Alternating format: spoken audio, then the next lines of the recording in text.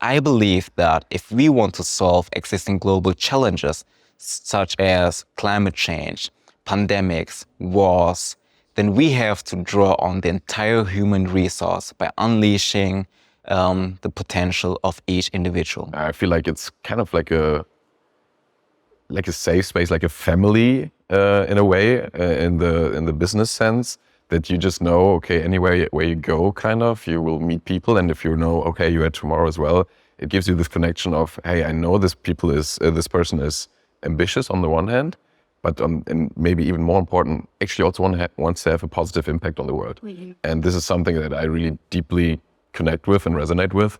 And this gives me this feeling of, hey, we are on this journey together and we can really move mountains doing that. I feel like being in tomorrow really helps you focus on you and not just your next own personal project, but how to become a better person.